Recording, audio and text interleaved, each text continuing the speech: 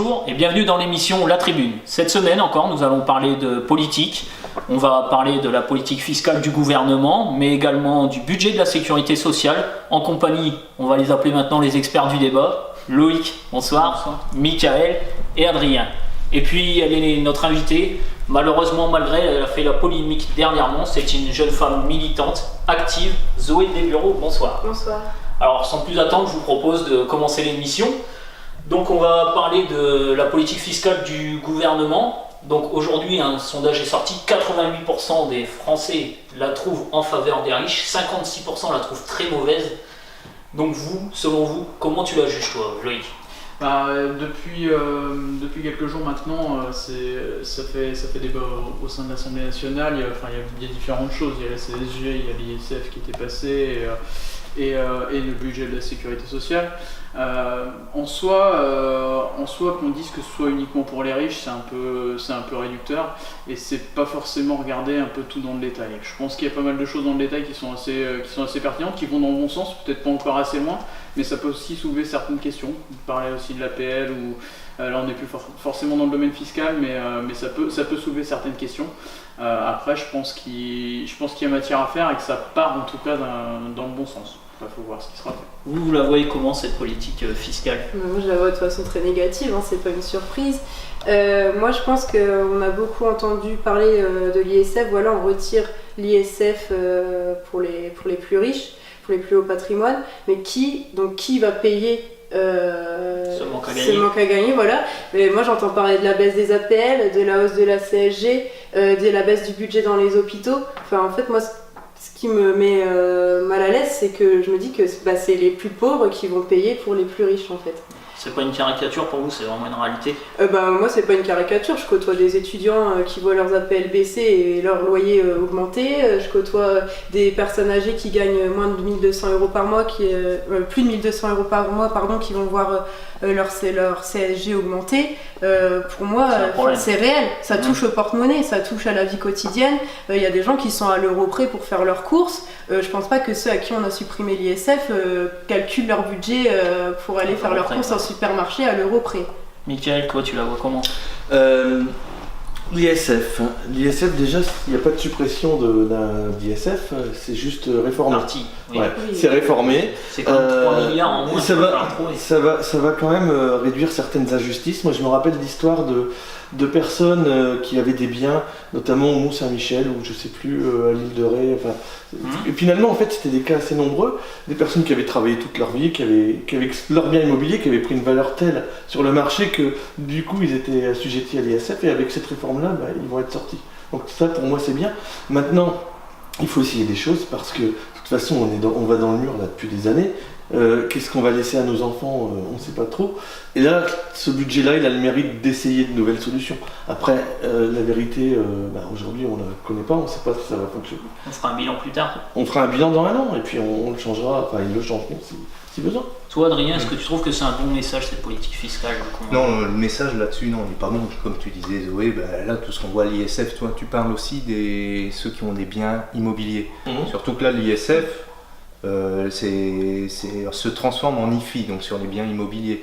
Et nous, ce qu'on parle, c'est surtout les biens financiers. Donc là, on voit clairement ce que veut faire Macron, c'est essayer de profiter du Brexit et de se ramener tous les banques, tout ça. Mais voilà, et de l'autre côté, on a tous les APL qui baissent, les CSG qui augmentent, des petits bisbilles qui se passent pour les petits salaires, et puis pour les grands, là, les côtés financiers. Je ne suis pas si très clair, mais le message est quand même mauvais. L'ISF, la CSG, on parle également de la taxe d'habitation. Là, pour le coup, ça va un peu plus dans le sens de la France moyenne, comme on dit. Loïc, pour toi, la taxe d'habitation ? Ce qui, je pense, surprend pas mal de monde, c'est le fait que ce soit pas fait en une fois. Et en fait, je pense que c'est plus un problème de communication au final qu'un problème de mesure mise en place. Parce que, par exemple, en parlant de la taxe d'habitation, ça va bien être fait pour la 80% des ménages en 3 ans, 2018, 2019, 2020.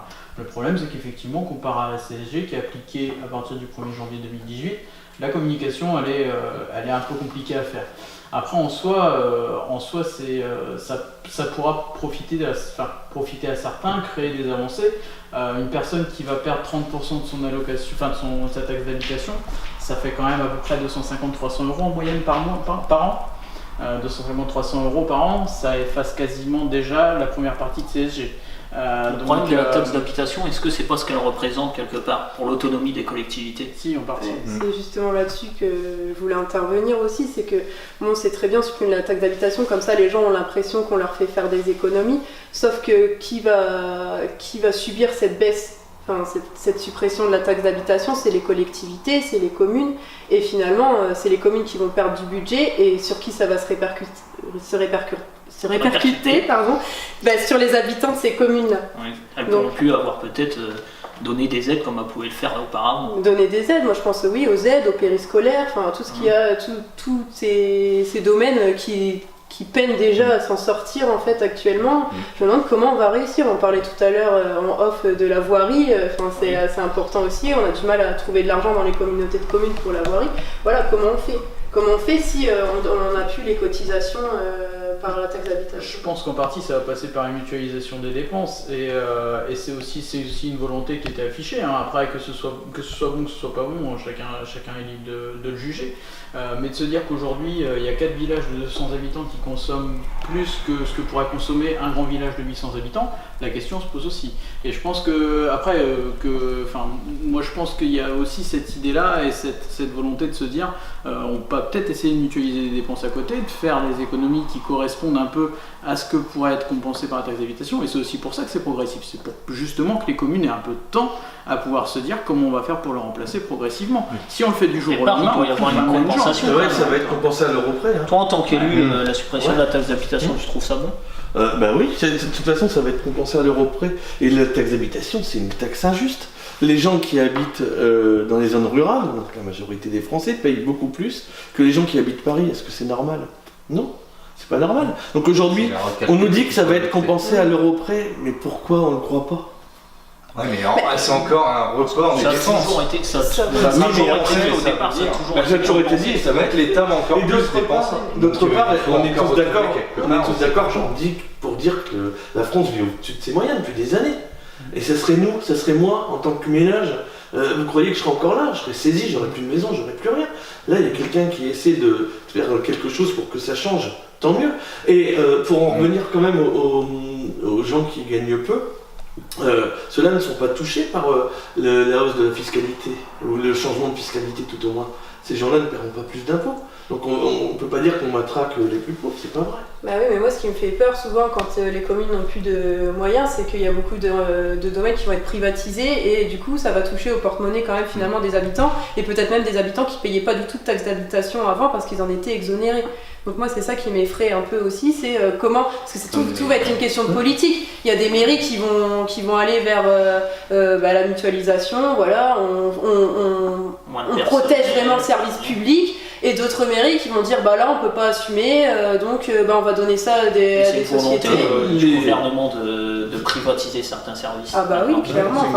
Les élus sont là, tu es conseiller, moi aussi, on va être là pour être garant de tout ça. Bah, certainement. Oui, nous on donne attention peut-être. Mais à Hénin-Beaumont, ce ne sera pas forcément le cas. Mais à Hénin-Beaumont, il y a plein de choses qui déconnent. Oui, mais n'empêche que les habitants en souffrent aussi. Donc il y a des gens qui ont leur mère, là, on y peut rien. Toi, Adrien, demain, tu es président, comment tu réajustes la politique fiscale?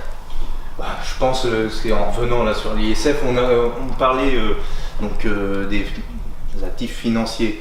La France n'a jamais été aussi riche, il n'y a jamais eu autant de dividendes de reversés. Pour toi, ça partage le problème? Ah bah oui, c'est mal repartagé. La valeur du travail est plus taxée par rapport à la valeur financière. Alors que là, ça se crée encore de plus en plus. Tu penses que c'est là qu'il faudrait aller? Je pense, ouais. Toi Loïc, comment tu rajusterais tout ça? Par rapport à ce qui est fait, alors moi je trouve que le chemin est plutôt logique de se dire on va pas taxer l'argent qui pourrait bouger. Et l'argent qui pourrait bouger, c'est l'argent qui fait partie aussi des capitalisations boursières et tout cet argent-là. Je trouve ça plutôt logique. Par contre, il faut que ça puisse être intégré dans un tissu local.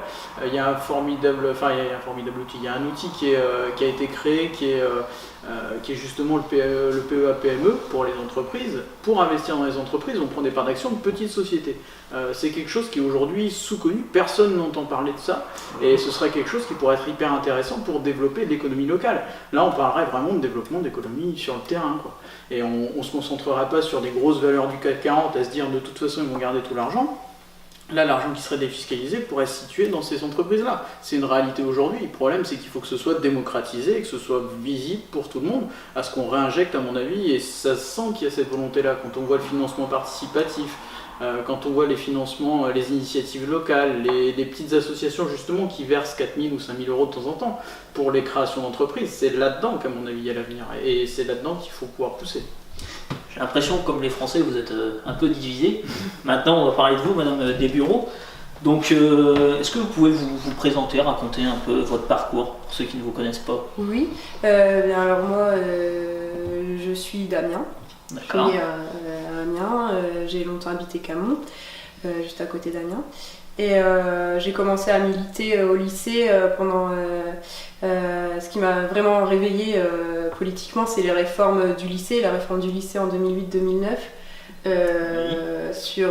On annonçait la fin des filières générales, on annonçait la fin de l'apprentissage de l'histoire-géographie en terminale. Enfin, il y avait beaucoup, c'était très très concret, mais ça avait permis une grosse mobilisation avec les étudiants qui eux se mobilisaient contre la LRU à l'époque. Et bon, je viens d'une famille, mon engagement n'est pas anodin non plus parce que je viens d'une famille communiste. Mon grand-père est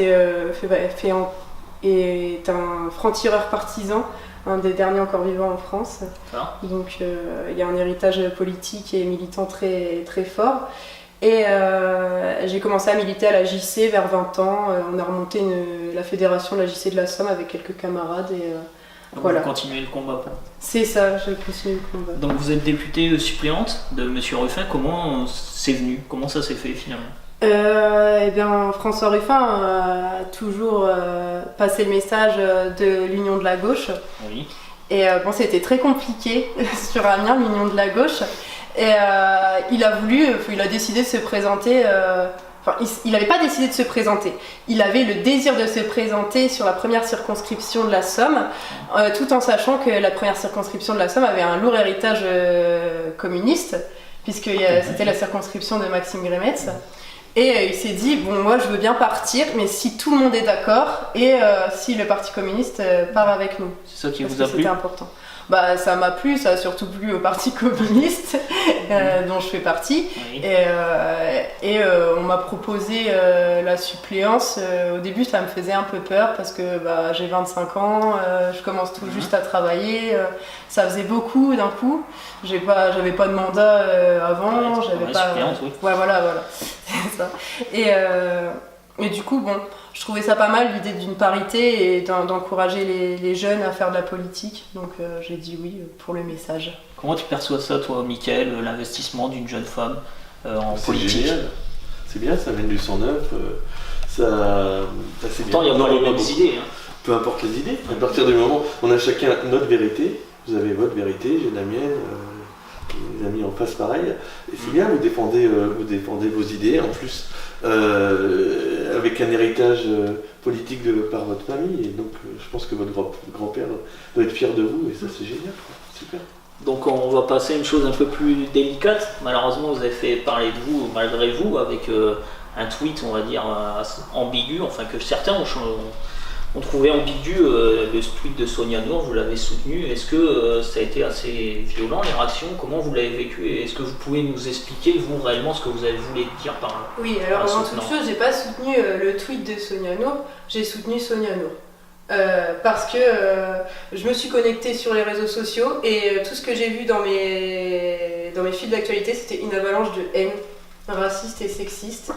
Venant de personnalités d'extrême droite, de sites d'extrême droite, et j'ai été très surprise que la gauche cède à ça, même si c'était maladroit ce qu'elle a dit, c'était maladroit, mais l'intention n'était pas de faire l'apologie du terrorisme. C'était pas son intention, elle est engagée contre le terrorisme, elle est engagée pour les droits des femmes. C'est quelqu'un, quand on connaît son engagement, qu'on sait qu'elle n'est pas, on sait qu'elle n'est pas susceptible de faire l'apologie du terrorisme. Et c'est en ça que je me suis engagée à la défendre. Et bien mal m'en a pris. Vous avez mal vécu la situation? Mais ça a été horrible. Enfin, j'ai reçu des centaines et des centaines de menaces de mort, de viol. Enfin voilà, c'est pas anodin non plus les menaces de viol quand c'est des femmes politiques qui s'expriment. Et comme je lisais votre communiqué, vous disiez que vous étiez une militante et que tout ce qu'on vous reprochait, en fait, c'est tout ce que vous défendiez. Ça a été compliqué, ça? Ça a été très dur. Enfin, moi, je me rappelle pour les attentats. Du Bataclan, pendant l'attentat du Bataclan, le lendemain, le soir, on était à une soirée à Saint-Blimond d'ailleurs, le soir des attentats, et le lendemain, on s'est retrouvés avec tous les jeunes communistes dans la fédération, dans le local, on s'est dit il faut qu'on fasse quelque chose, il faut qu'on manifeste notre solidarité, et c'est là qu'on a organisé un rassemblement à Amiens. Enfin, on a fait une banderole, on a passé toute la journée ensemble à en parler, et enfin. Franchement, j'ai vraiment très mal pris qu'on puisse penser que je soutenais l'extrémisme religieux et les attentats. Pour toi, Loïc, c'est compliqué de voir comment la politique peut être violente? C'est surtout le sujet sensible quand même, c'est montrer que c'est hyper sensible et que les réactions peuvent être hyper stupides, et c'est ça qui est le plus frappant, quoi. C'est de se dire, surtout sur des valeurs comme ça, on le disait tout à l'heure, moi j'étais présent sur Amiens, pourtant sans avoir forcément les mêmes idées ou quoi que ce soit, c'est ce genre de choses là où quand il se passe un attentat, c'est complètement transpartisan, on s'occupe même pas de se dire un tel il a dit ce mot-là qui pourrait faire croire qu'il pourrait soutenir un tel. Il y a un moment où il faut dire stop à la blague, quoi.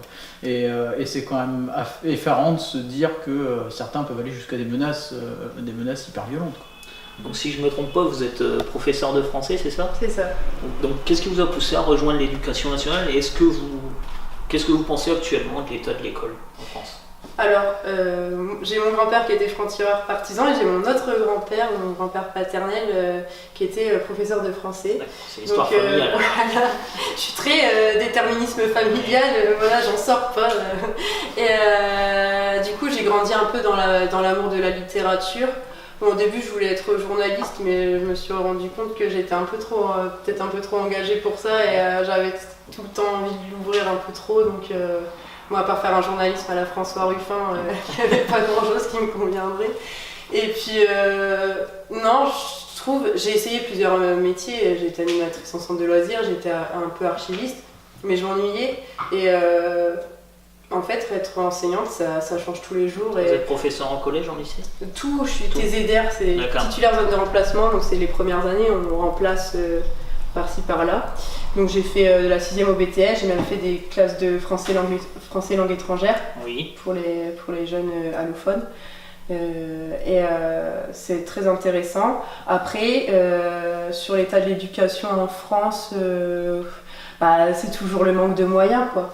Moi, j'ai envie de faire plein de projets tout le temps, c'est pas forcément le manque de personnel, c'est le manque de moyens pour vous accompagner dans ce que vous voulez mettre en place. Oui, c'est ça, faire des projets un peu plus ambitieux, et aussi le nombre d'élèves par classe. Moi, je me suis retrouvée professeur stagiaire avec 36 élèves par classe en seconde. Ça fait tout drôle quand on a 22 ans et qu'on passe la porte de la classe. Et oui, là. La première fois, oui, ça a dû être compliqué, j'imagine. Ah oui, c'est très dur au début, mais bon. C'est pas qu'on s'habitue, c'est qu'on apprend à faire avec, et du coup, il y a des parcours d'élèves qu'on a moins le temps de suivre que d'autres, et je trouve ça dommage. Toi, Adrien, est-ce que tu te reconnais un peu dans le parcours de Madame Desbureaux? Un petit peu, ouais, parce que déjà, ça fait quelques années qu'on se connaît. Avec son frère aussi, on joue pas mal de trucs, et puis. Donc ouais, le côté apporter aux autres, le côté de casser un peu cette injustice sociale ou tout ça, moi c'est par le biais de l'association, en tout cas je le fais. Ouais, je peux me retrouver un petit peu quand même dans l'action de Zoé. Merci d'avoir répondu à nos questions. Je vous propose tout de suite de passer au deuxième débat sur la loi de financement de la sécurité sociale. Alors elle fait débat, c'est la nouvelle polémique, à chaque fois qu'il y a une nouvelle loi, à chaque fois il y a polémique, Donc on parle d'un budget des économies énormes de quelques milliards. Donc toi Loïc, qu'est-ce que tu en dis de ce budget ? Il a été présenté là. Il y a pas mal de choses qui sont pertinentes. Après, il y a beaucoup de choses. Et il faut arriver important. Il faut arriver à tirer tout ce qu'il peut y avoir. Quand on voit les augmentations de minimum vieillesse, quand on voit à côté une partie des baisses des aides au logement qu'il peut y avoir, qui est considéré comme étant dedans. Il y a pas mal de choses à s'y retrouver, c'est assez compliqué. Après, on va avoir le temps d'en parler parce qu'il y a, je crois, 1200 amendements qui ont été déposés, dont 400 ou 500 qui doivent être peu ou prou les mêmes à chaque fois, mais bon, c'est assez dommage de devoir en avoir 1200. Mais c'est vrai qu'il est, à mon avis, très complexe, mais à la fin, on se retrouve à quelque chose qui tend vers l'équilibre, qui n'est pas encore... Aujourd'hui, la sécurité sociale, elle n'est pas dans une santé financière si mauvaise que ça. Mais on avance dans le bon sens en tout cas. Est-ce que les efforts demandés sont nécessaires là ? Non. Je pense qu'il y a de l'argent. Il y a 15% du PIB qui part dans la fraude fiscale actuellement. Donc je pense que là, il y a des millions et des millions d'euros qui partent dans le CICE aussi. Je pense qu'au bout d'un moment, le rôle de l'État, c'est d'éduquer et de soigner. Si un État n'est pas capable de faire ça correctement, je vois pas trop à quoi il sert pour les plus démunis. Et moi ça me déçoit vraiment de voir qu'on dit, j'ai entendu des gens dire oui voilà il y a des lits à l'hôpital, ils servent à rien donc on va les enlever. Bah d'accord. D'ailleurs dans le budget c'est la santé où c'est qui est le plus touché par la réduction du déficit. Ah oui, c'est là où on essaye de faire le plus d'efforts. Il y a un effort aussi d'optimisation et de développement des solutions qui peuvent être aussi pertinentes à moindre coût. Il y a des solutions qui sont assez innovantes et qu'on n'évoque pas, même si ça ne fait pas partie du budget, mais ça en fait partie. Après, le problème, encore une fois, est-ce que c'est pas la communication ? Il y a quand même eu Agnès Buzyn qui a dit 30% des dépenses sont inutiles. Oui, c'était très violent. Encore une fois, c'est des propos violents qui tout de suite suscitent la réaction des opposants. Un peu plus parfois que de raison, même s'ils ont parfois raison également de s'opposer, mais est-ce qu'ils alimentent pas toujours la polémique ? Est-ce que c'est pas ça le problème également, Michael ? Mais il faut un électrochoc quand même, parce que c'est vrai que la sécurité sociale vit au-dessus de ses moyens depuis des années, parce qu'il y a un déficit énorme. Ouais, mais il y a quand même une réduction, il est quasiment comblé le déficit. Il est comblé, il y a toujours le report à nouveau. Mais bon, on parle du trou de la sécurité depuis 2 ans. Maintenant, il faut absolument sauver la sécurité sociale, c'est un acquis essentiel, et à tout prix. Et à tout prix, on a déjà une discussion. Donc, je vais évoquer quelques mesures. Donc, ils vont augmenter la taxe sur les sodas, le prix du tabac qui pourra atteindre 10 €, l'augmentation de la CSG, l'augmentation du prix des médicaments. En contrepartie, on parle d'une augmentation du minimum vieillesse de 100 €, de la prime d'activité également de 80 € et de l'allocation handicapée de 100 €. Donc, il y a quand même des bonnes choses. Maintenant, encore une fois, est-ce que ce budget il est fiable ? Est-ce que certains vont pas être lésés ? On va dire surtout l'hôpital, on sent que ça va être compliqué pour l'hôpital public, Adrien. Comme le truc, il y a un pacte social, comme on dit, donc forcément ils en donnent un petit peu, ils peuvent pas tout reprendre et puis on dit on n'augmente rien aux autres. Donc forcément il faut un petit peu les augmentations minimum vieillesse ou handicapés. Bon, je rappelle qu'ils sont très bas quand même, ils sont à 800 €. Mais voilà, c'est des petits, mais voilà, c'est juste donner un peu. Là, ça fait 15%. Ça va augmenter. 100 €, ça fait 15%. Oui, mais c'est bon, toujours sous le seuil de pauvreté, les gens se rendent toujours sous le seuil de pauvreté. Il y a déjà un gros effort de fait. Si on augmentait les salaires de 15%. Mais eux, ils font beaucoup d'efforts déjà pour réussir à vivre avec. Oui, mais il y a un début. Sur cette loi de financement, on a l'impression que c'est encore les classes moyennes, quand même, les classes moyennes qu'on appelle supérieures, même si c'est pas tant supérieur que ça, à partir de 4 000, 5 000 € qui vont avoir des difficultés, puisque le durcissement des critères de la page, la révision des primes pour la naissance, pour la prime de la naissance, ça va être encore une fois les mêmes personnes, l'impression qu'ils vont trinquer. Ceux qui vivent bien, mais pas non plus extrêmement bien. C'est un risque et c'est aussi ce qu'on voit. Il y en a peut-être. Alors après, il y a un moment où malheureusement sur certaines choses, on ne pourra peut-être pas contenter tout le monde. Après, ces personnes-là, ce sera peut-être des personnes qui seront plus intéressées par d'autres avantages potentiels. On parlait tout à l'heure de fiscalité. Il y aura peut-être des possibilités pour des ménages de classe moyenne, voire classe moyenne supérieure, d'avoir un tenant, un aboutissant du côté de ça. Il y a aussi la diminution des charges patronales, par exemple, des charges salariales pour les salariés. On demande des efforts à la branche famille, surtout, et à la branche santé. Branche famille, on voit que les familles monoparentales vont avoir plus de droits, plus de facilité. Mais pour les autres familles, ça va être un peu plus compliqué. Les critères vont se durcir. Et puis dans la branche santé, on a l'impression qu'encore les médicaments, le remboursement, ça va être compliqué. Après, on va encore devoir donner de notre poche. Mais il y a un certain abandon des soins de proximité aussi. Je vais prendre un exemple local. Cette année, c'était le conseil départemental qui a décidé de réduire les frais d'aide à l'hôpital et qui a fermé la moitié des centres médico-sociaux dans toute la Somme.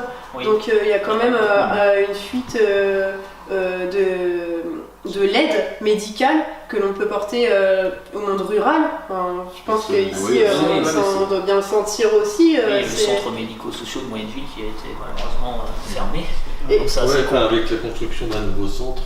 Ouais, après c'est encore d'euros. Puis avec la un construction gros d'une maison plan, médicale à coût de millions d'euros. Aujourd'hui, il y a plus de Oui, mais services.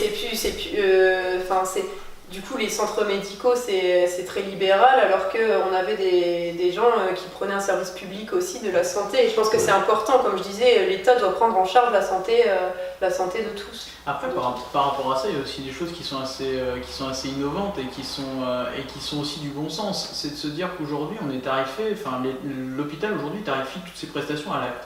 De se dire que demain, ce sera plus l'acte qui sera tarifé, mais c'est simplement le fait de soigner, la prestation globale de soigner la personne qui soit tarifée, plutôt que de faire un acte. Aujourd'hui, ça pouvait pousser certains hôpitaux à faire de la piqûre pour faire de la piqûre.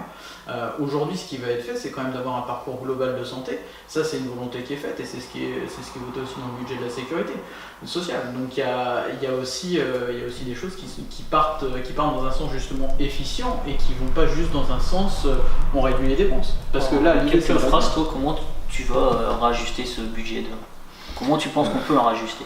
Comment on peut le rajuster? Après, moi je suis pas non plus expert en sécurité sociale, j'ai pas les termes, les trucs, mais après là on voit. Je pense qu'on demande trop d'efforts. On peut demander beaucoup d'efforts comment dire, c'est plutôt les questions d'imposition. Parce qu'il faut se dire que cet effort va être redemandé aussi l'année prochaine pour encore combler une nouvelle fois, parce que là on n'est pas encore à l'équilibre. Moi je parlais plutôt de question d'imposition. Avant c'était beaucoup les cotisations salariales et patronales qui finançaient cette sécurité sociale. Là on est de plus en plus à gratter ces cotisations pour une imposition plus globale et qui est beaucoup moins égalitaire. On ne fait pas ça par rapport au travail produit, à la richesse produite, mais plutôt par rapport aux moyens, à la consommation. Et donc je pense qu'il faudrait plutôt retourner comme c'était avant, avec des cotisations patronales. C'est très important, la cotisation. Le seul problème, c'est qu'aujourd'hui, ça nous a mené à avoir une sécurité sociale déficitaire. L'idée est bonne. Après, de se dire qu'aujourd'hui, c'est un système qui n'a pas marché pendant des années, parce que c'est une réalité. Le trou de la Sécu, il s'est pas fait en 2 jours. Il s'est fait depuis... Il s'est vraiment augmenté. Il a vraiment augmenté à partir de 2004. Entre 2004 et 2007, je crois, ça a été vraiment... Et le problème, c'est que ça va tendre à encore augmenter les dépenses de santé, parce qu'on a une population vieillissante. Et donc, du coup, il faut penser que d'ici quelques années, il y aura un tiers, si ce n'est la moitié des personnes qui sont actives aujourd'hui, qui sont des seniors. C'est une réalité, et c'est aussi ça qu'il faut prendre en compte derrière. Et c'est de se dire que l'effort, il doit pas... Tout à l'heure, Mickaël, il disait qu'il faut sauvegarder ce système à tout prix. Toi, tu dis à tout prix, c'est-à-dire... C'est-à-dire qu'il faut quitte à ce que ça soit en déficit et qu'on le comble par d'autres moyens. Moi, la vie, elle n'a pas de prix, et donc il faut sauvegarder. Il faut sauvegarder ce système. Donc, tant pis si on perd de l'argent. On n'est pas là non plus pour gagner de l'argent, surtout dans tous les domaines. Ça, c'est un service public, c'est un service à la personne, et pour moi, il faut le préserver. Donc maintenant, je vous propose de passer à quelques petites questions. Donc, selon vous, combien y a-t-il de candidats à la présidence du FN? 2 Au moins. Eh bien non, c'est une seule personne, Marine Le Pen. Donc, est-ce que c'est un problème pour vous qu'il n'y ait qu'une seule personne, Mickaël? Bah oui, quand même. Il y a un problème de démocratie. Et c'est leur ADN, je pense. Le nom Le Pen, ça fait vendre, et puis quel que soit ce qui est dit derrière. Le problème du parti du Front National, c'est quoi qu'il n'y a pas grand-chose après Marine Le Pen. Ils ont voulu se faire un programme, mais le programme il a voulu être fait par Florian Philippot, quoi. Puis on en voit le résultat aujourd'hui. Il est parti. Après, il est parti. Après voilà, si je pense qu'il faut regarder, effectivement ce qui peut se passer derrière aujourd'hui. Enfin, c'est quand même un parti qui est censé. Mais là, on a l'impression qu'ils vont retourner aux racines quand même du FN. Ouais, c'est même sur la politique libérale, sur la politique économique, on a l'impression qu'ils vont retourner un peu Ça se ce durcit. qu'ils faisaient avant. Ça s'appelle de l'opportunisme. Ouais, Peut-être. et t'as une base de militants aussi qui est assez. Enfin, la base même des militants, c'est le vieux FN, et puis là, comme t'as tous les Philippot qui s'en vont, la nouvelle génération, on revient forcément. Bon, je pense. l'histoire est un perpétuel recommencement. Voilà, donc Ça me rappelle 97 avec Maigret ou 99. Oui, voilà, c'est ça. Il n'y a pas de place Ouais. pour un numéro 2 au FN. Donc. Donc sur les 276 salariés de GNS, combien vont être conservés par le repreneur? 122 ou 120. 120. 120. Ouais. En ce moment, il y a quand même des plans sociaux. C'est quand est-ce qu'on va voir les effets? Faut pas trop en demander peut-être tout de suite. 1,8 diminution du chômage de 1,8%. J'entendais ça en voiture en venant. Oui, mais elle stagne là en ce moment. Enfin, à moins 1,8, c'est quand même pas mal, ça fait longtemps. Donc l'emploi, vous le percevez comment? Vous pensez que ça va repartir Moi j'ai 25 ans, j'ai plein d'amis qui ont mon âge et qui trouvent pas de travail. Enfin, j'ai plein d'amis là qui sont allés à Bac plus 2 qui vont à Amazon trouver du travail. Enfin, Oui. alors que j'ai des anciens qui me disent ah ben moi quand j'étais jeune, je m'engueulais avec mon patron, je sortais 3 jours après j'avais trouvé un bon boulot. Ce temps est révolu. Voilà. Donc moi je pense qu'il y a vraiment un problème d'accès à l'emploi en France et en particulier, moi je parle de ce que je connais pour les jeunes, ça devient affolant. Alors qu'on a des signes qui sont plutôt encourageants, en voyant qu'il y a de plus en plus de sociétés. Enfin, cette année, l'année 2016 a été une année où il y a eu plus de création que de destruction d'entreprises. Donc ça veut dire que ça prend le bon sens. Après, c'est vrai que c'est peut-être à encourager à se dire est-ce qu'il n'y a pas justement comment faire pour réconcilier un peu les deux métiers, quoi, le marché et puis les personnes qui le cherchent. Puis je pense qu'il y a aussi une dépréciation des métiers manuels qui est affolante en France. Je veux dire, les métiers de l'artisanat, quand on est couvreur, quand on est carreleur, il y a toujours du travail et pourtant on voit ça comme des voies d'échec. C'est le problème d'école, c'est le problème d'éducation, malheureusement. Puis comme tu parlais là les Bac plus 2 qui vont chez Amazon, mais ceux qui n'ont pas de diplôme, qui devraient peut-être. Et voilà, et puis ces personnes qui n'ont aucun diplôme. La plupart des enfants veulent être informaticiens maintenant. Oui, peut-être pas la plupart. Pas beaucoup. J'ai vu qu'on apprenait à coder en cours de maths maintenant. Ça pourrait te faire de la concurrence. Non mais nous on reçoit beaucoup de stagiaires 3e Oui. et on a des demandes qu'on ne peut pas satisfaire dans ma petite entreprise. Donc maintenant, c'est peut-être plus une question pour vous, peut-être une question piège. Est-ce que vous pouvez me citer 3 ministres de l'Éducation nationale sur ces 20 dernières années? Blanquier, Oui. Majot Vallaud-Belkacem Oui. et Vincent Payon.